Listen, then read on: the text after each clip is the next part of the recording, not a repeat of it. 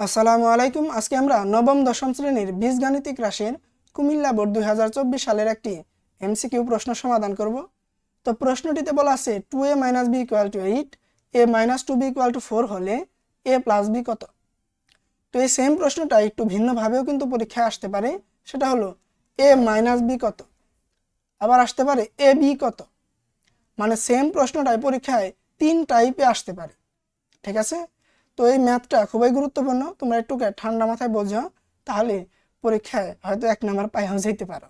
আচ্ছা, এখন প্রথমে মনে রাখবা, যদি a + b বের করতে বলে এই টাইপের ম্যাথে, তাহলে তোমাকে করতে হবে কি, এই দুইটা বীজগণিতিক সমীকরণকে মাইনাস করে দিতে হবে। আর যদি a - b বের করতে বলে, তাহলে এই দুইটা সমীকরণকে কি করতে হবে, প্লাস করে দিতে হবে।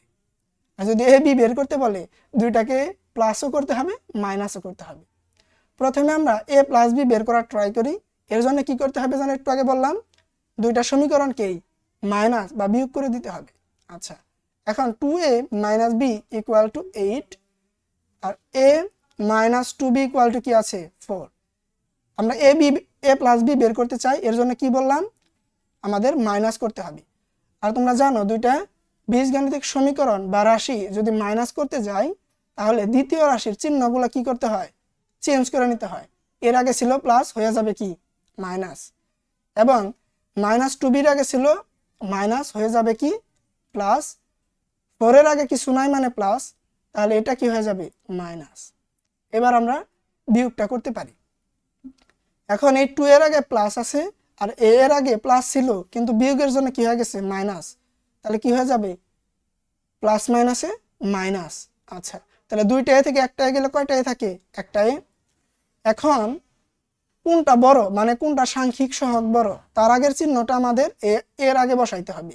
এখন এর আগে কিছু নাই মানে মনে মনে গুণ আকারে কি আছে 1, তাহলে এর সহগ কত 1, আর এই এর সহগ কত 2, তাহলে এর সহগ বড়, এর আগে প্লাস আছে, তাই এখানে আমরা কি নেব প্লাস।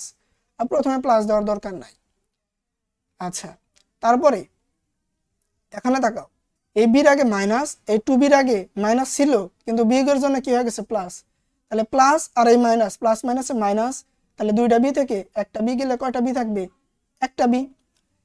এইবার চিহ্নটা কি কি দিবা, তুমি তাকাবে, এর বির আগে সাংখ্যিক সহগ কত 1, কিছু নাই মানে 1, আর এই বির আগে 2, তাহলে এটা বড়, এটার আগে চিহ্ন কি প্লাস, তাহলে এখানে কি হবে প্লাস, ইকুয়াল টু। এবার 8 এর আগে প্লাস, এই 4 এর আগে মাইনাস, প্লাস মাইনাসে মাইনাস, 8 থেকে 4 গেলে কি হবে 4, চিহ্ন কি হবে, তুমি তাকাবা সংখ্যার দিক থেকে কে বড়, 8 বড়, ওর আগে চিহ্ন প্লাস, তাই এখানেও প্লাস। তাহলে a + b এর মান কত পাইলে 4, তাহলে এটা হলো খ নাম্বার অপশনে আছে। আর সেম প্রশ্নে যদি বলতো, এটা না বইলে বলতো a - b কত, তাহলে তুমি কি করতা, দুইটা বীজগাণিতিক রাশিরে যোগ করে দিতা, তাহলে দেখতা তোমার কি আসতো, a + b এর মান এসে দিত। ঠিক আছে, আবার যদি a b বলতো, তাহলে দেখো একবার তোমরা a + b বের করতা, আর একবার a - b বের করতা, মানে ওই একবার বিয়োগ আর একবার কি করতা যোগ।